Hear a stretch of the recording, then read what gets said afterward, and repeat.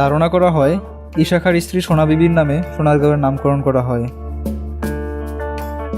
আর এই সোনারগাঁওয়ে অবস্থিত বাংলাদেশ লোক ও কারুশিল্প ফাউন্ডেশন হচ্ছে আজকে আমাদের যাত্রার উদ্দেশ্য। আমার আজকের যাত্রার সহযোগী হয়েছে আমার বন্ধু জাকির, আরিফ এবং ছোট ভাই রেদওয়ান। আমরা সকাল 9টায় গুলিস্তান থেকে বাসে উঠলাম।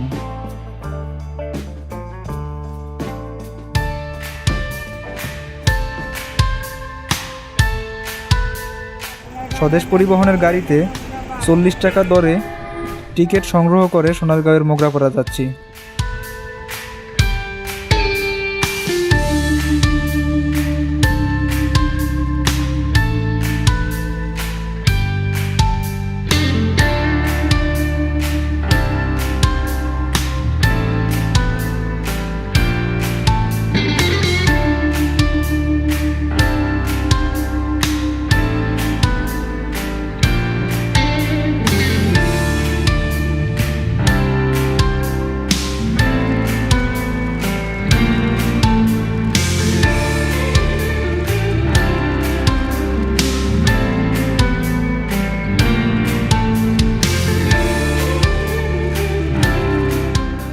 যাওয়ার পথে বঙ্গভবন, কিছু স্থানীয় বাজার এবং ঐতিহ্যবাহী শীতলক্ষ্যা নদীর ওপর বয়ে চলা বিভিন্ন জাহাজও দৃষ্টিগোচর হয়েছিল।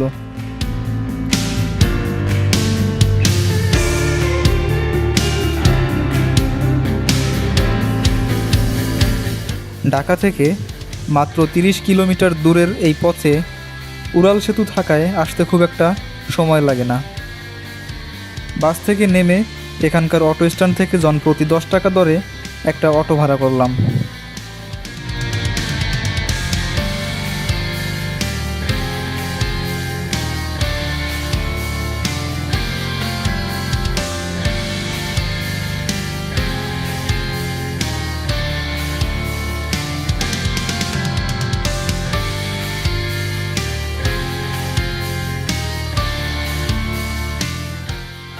দুর্ভাগ্যবশত অটো সামান্য একটু সামনে যেতেই সামনের চাকা পাংচার হয়ে যায়। মাত্র 2 কিলোমিটার এই পথে অসংখ্য অটো বা সিএনজি যাওয়া আসা করে, তাই অল্প সময়ের মধ্যেই আর একটা অটো পেয়ে গেলাম।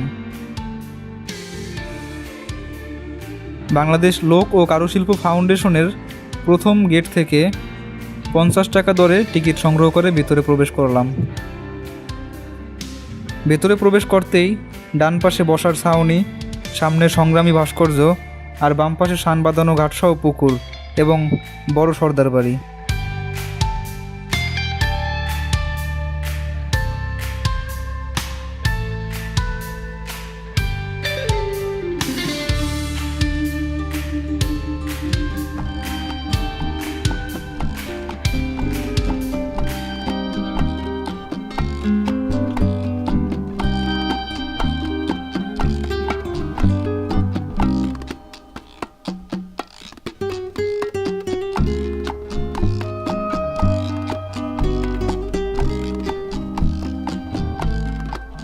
ভিতরে গাছপালার সবুজের ছায়ায় আর প্রাচীন ঐতিহ্যের মায়ায় এক মুহূর্তের জন্য হলেও আপনি শহুরে ব্যস্ততা ভুলে যেতে বাধ্য।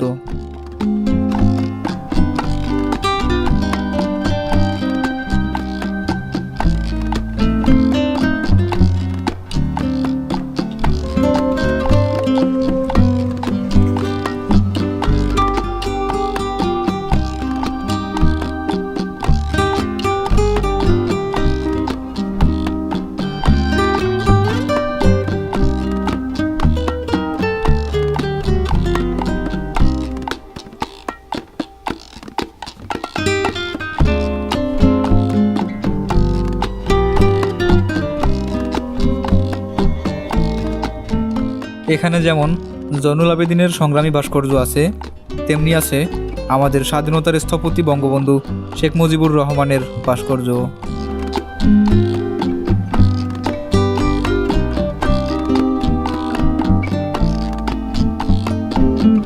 এছাড়াও জয়নুল আবেদিন এবং শেখ রাসেলের ভাস্কর্যও দাঁড়িয়ে আছে সগৌরবে।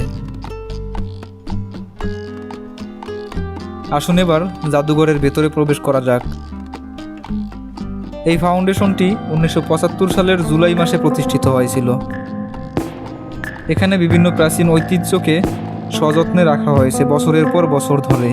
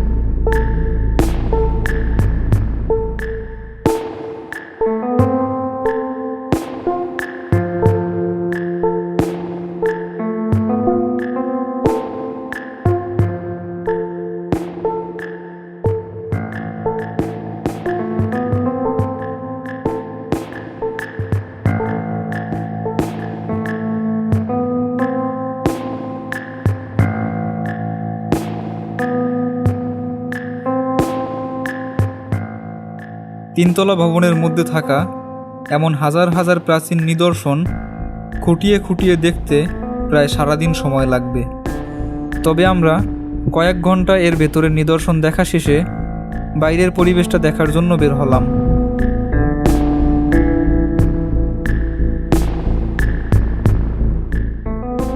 এই ফাউন্ডেশনের মধ্যে যতগুলো সাঁকো বা ছোট ব্রিজ আছে সবগুলোই সুন্দর করে রং করা।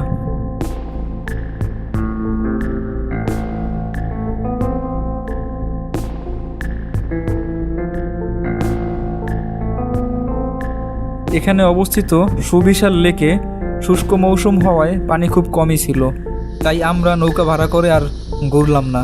বর্ষাকাল হলে যে এ সুযোগ হাতছাড়া করতাম না তা বলার অপেক্ষা রাখে না। মজার বিষয় হলো বেশ কিছু শাপলা ফুল ফুটে আছে যা সত্যি সত্যিই আমাকে মুগ্ধ করেছে।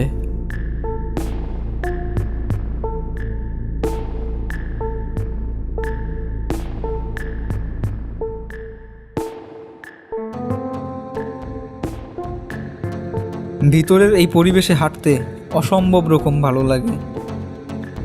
একটু সামনে এসে দেখলাম এই ফাউন্ডেশনের মাসব্যাপী কার্যক্রম অর্থাৎ মেলা। এখানে বলে রাখা দরকার, এখানে প্রতি বছর বৈশাখী মেলা ছাড়াও বিভিন্ন সময় মাসব্যাপী মেলা বসে।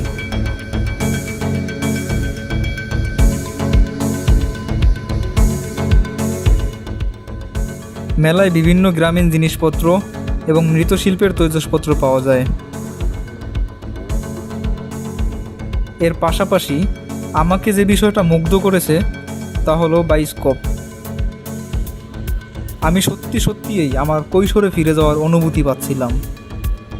আমার উদ্দেশ্য ছিল এই বাংলাদেশ লোক ও কারুশিল্প ফাউন্ডেশন ঘুরে দেখে কালের বিবর্তে হারিয়ে যাওয়া শহর পানাম সিটি দেখব, কিন্তু এর ভেতরের পরিবেশ, ইতিহাস, ঐতিহ্য আর অমায়িক প্রাকৃতিক সৌন্দর্য দেখতে দেখতেই সময় ফুরিয়ে গেছে।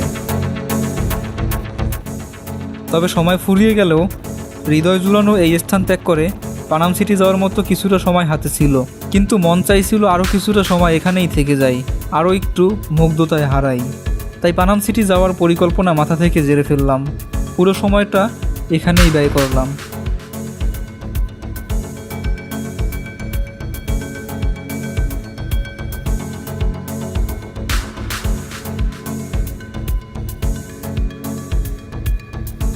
বন্ধুরা, এতক্ষণ সাথে ছিলাম আমি মোহাম্মদ রবিউল ইসলাম। আজকের ভিডিওটি এখানেই শেষ করছি। ভালো থাকুন, সুস্থ থাকুন, দেখা হবে পরবর্তী কোনো ভিডিওতে। আসসালামু আলাইকুম।